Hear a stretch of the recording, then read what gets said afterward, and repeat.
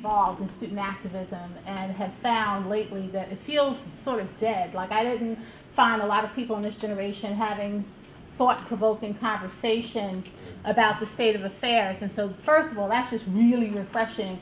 And I wanted to add to this conversation this idea for my brothers and sisters from Africa. So I am far removed because I am a descendant of Africans who were brought to this country and enslaved. But I did find out recently in my DNA, I'm 65.7%. They traced my DNA to West Africa. I don't know where. We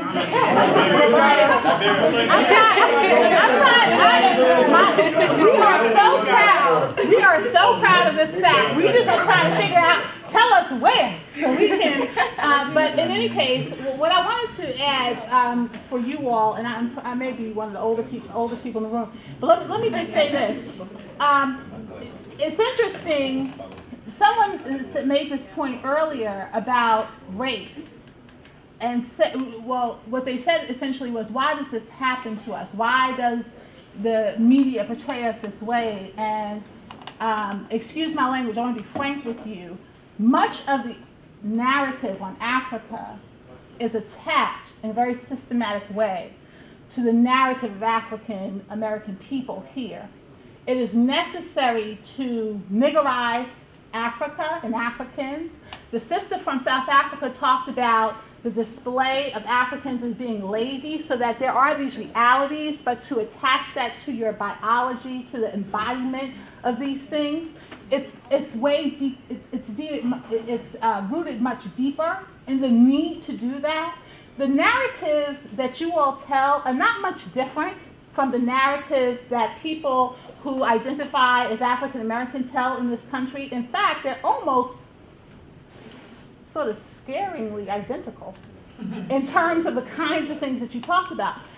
But what I want to warn you about is not to feel the need to defend who you are and how you are portrayed here, because that is not as important as the mission that has been spoken to today for you.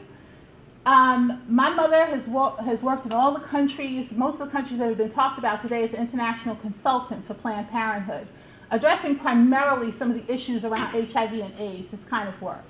But let me just say this to you.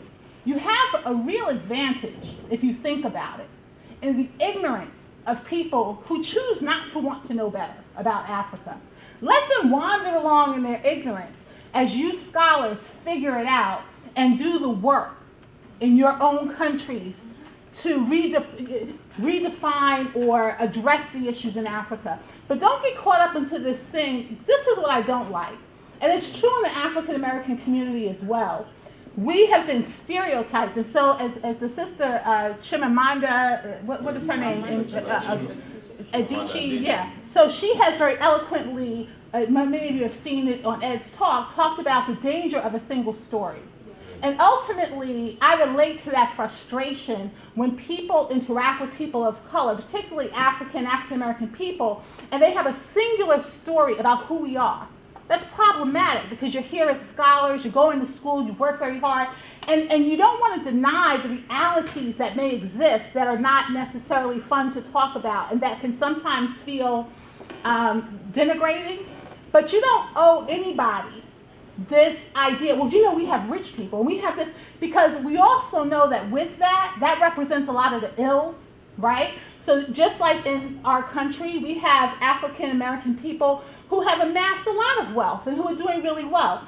If you are a person who is committed to issues of social justice and equity, if you're an African American in this country, I would take great pride in the fact that we have some people who are doing extremely well, but who are not giving back or pouring back into the community to address the ills in our own communities. Do you understand what I'm saying? So the fact that that exists, it's just real, but it is not void of its own issues. Do you see what I'm saying? So you don't need to, I just don't want people to feel like, well, you see, but we have people who are rich, because you know what that means when you have masses of people who are also poor. Those issues have to be addressed. What the issue is, you know, there's this danger of a single story. because you think you understand me as a black woman because you've seen these women on Basketball Wives fighting and doing all these different things. Is that how you think you're going to approach me? Go ahead with that, because that's going to keep you limited where you are. And I will be about the business of my people, doing what I need to do to improve our situation. Do you understand what I'm saying? So don't let people get you into needing to prove that who has BMWs, who has this and this, because that's neither here nor there. And with that, there's this assumption that somehow wealth or having these kinds of things means something about who we are, when in fact, some of the people who have the least amount of character and consciousness are people who have all of that, but have nothing else to offer. So don't allow that to happen. You know, when you have these conversations, you have to prove, oh, you know, we're not just poor. Well, you know, we have poverty. Just like black people, we're not all in the ghetto, but let me tell you something. I have people in my family who are very affluent, but you know what? I got Pookie from the hood too. And I love Pookie like I love the people in my family who have PhDs. It's just my reality. Do you understand what I'm saying? And there is not a singular story that can be told about myself or my family or the people of color that I know and love. You see? But let that be what the issue is. But don't try to prove to people. But we're also, you have rich people in it, because we know that that also means something that isn't necessarily a good thing. Yes, Zara. May I ask a question? Yes. So I've heard a lot about how the conditions within the continent affect the people, but I'm curious to know what you guys think about the environment. I'm not so familiar with the rest of the ecosystems within Africa, but I do know that the Niger Delta has been affected a lot by what companies like Shell have been doing there. Displacing the people, destroying the biodiversity in the region. It's terrible. And thousands of unique plants and animals are going extinct simply because these companies are ignorant of the plight of the people, the beauty of our country. So what do you guys think about that, just in general? The companies know exactly. I feel that the companies know exactly what they're doing. It's just that, okay, for example, look at what happened in the Gulf of Mexico with BP and everything. The U.S. government hopped on their ass to make sure that they cleaned it up and paid off everybody. However, the Nigerian government, all they have to do is pay off a couple of people, and then they just, shake cake, let everybody hush hush, and that's it. Nothing happens. The problem is that the companies aren't being held accountable because the government won't hold them accountable because all they have to do is pay them off. Like, it's sad, but it's actually the truth. Like, the thing is, BP couldn't get away with it because the government came after them. In somewhere like Niger Delta with Shell and everything, because I did a research project on it in the 8th grade. The Nigerian government did not go after them. Even there was a man in Sarajevo that tried to protest and everything. He was killed. He was killed, and all the people that were it was a huge, huge case all over Nigeria and everything. He was killed by the military. The problem is that our government isn't holding them accountable. So the companies know they can come in and do whatever they want, and the thing is, they won't put in so much money back to fix it or anything like that because they know they can come in, do whatever they want, and for a small price, it all goes away. It's not their problem anymore. The thing is, it's not the company's problem. They're just doing business.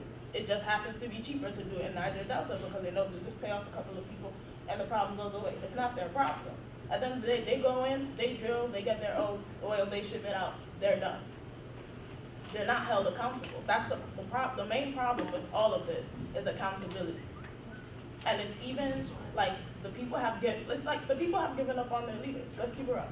Especially when it comes to some place like Nigeria, it's just like, okay, let's pick the best of the worst. Basically, because my father's best friend, he became deputy governor of Ondo State. And like, even my mom, he went to her introduction and all of that and stuff like that, but now the man is corrupt. Nobody wants to talk to him anymore because it's like he rose so high into power, and it was just like, I can do whatever I want, I'm untouchable. It's just like, I'm getting all of this, so why should I bother to actually do something? It's like, and nobody held him accountable for it. Him and the governor went in, they got their money, their term was up, they left. So it's just new people just keep coming in. It's just more and more people just keep coming in, take what they can and leave. Nobody's being held accountable. These companies aren't being held accountable because the government won't hold them accountable, because the government itself isn't accountable for anything it does. Nobody is being held accountable for what they're doing. Before we move on to the next question, somebody else in there. No, I mean, basically, people here spoke a lot about so much reality of Africa. I'm from Africa too. I'm from a small, tiny island, probably one of the smallest countries in Africa, in the western central coast of Africa, Portuguese-speaking country.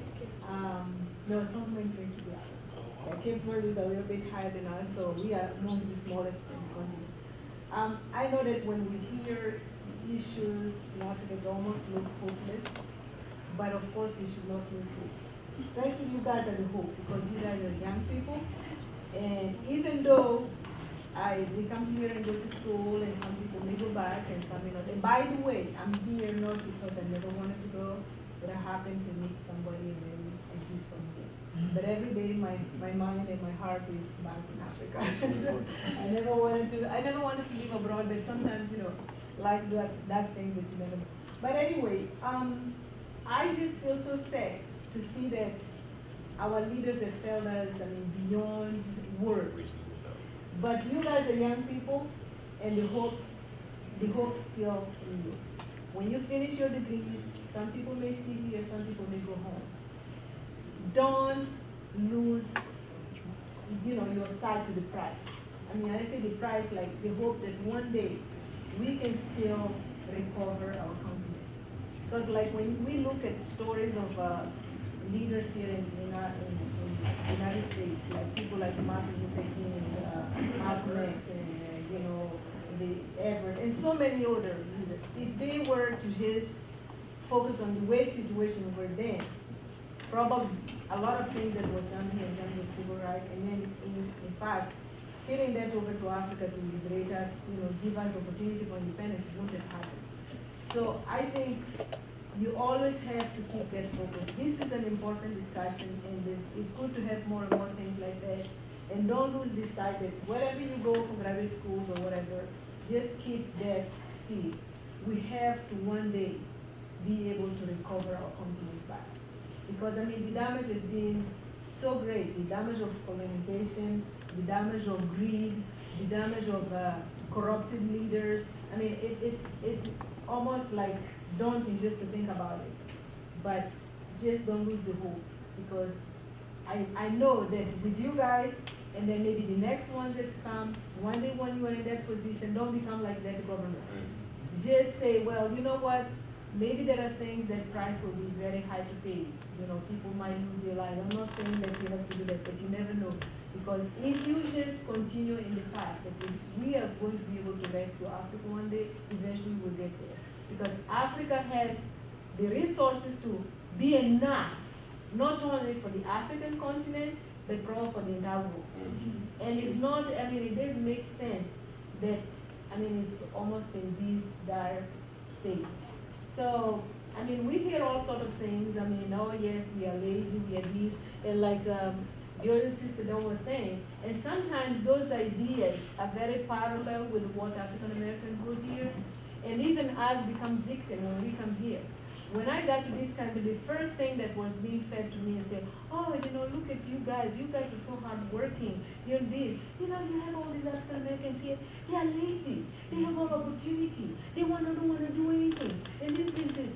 And and I started believing that until I met my husband. And then I started learning so much about history in this country, and the whole institution to demolish and crumble it. And now I have a 10-year-old in grade school here, and I see the whole structure trying to already demolish my child psychologically. And I have to be there all the time and be on guard. So it is a whole thing that if we are not really very focused and on guard, we start losing ourselves. We start then believing, then I don't want to identify myself with that person. So my call to you all is that I'm very excited and proud to see you young people wanting to, initiate this course like this, but don't lose your focus, don't lose the eyes and the prize, because I believe that one day we are going to be able to receive content. I may not be around because, you know, I'm mother to you all, but, you know, maybe my daughter will show you guys to fight. Thank you so much. We're gonna throw this last question, it goes to the panels, but the panels I'm gonna give you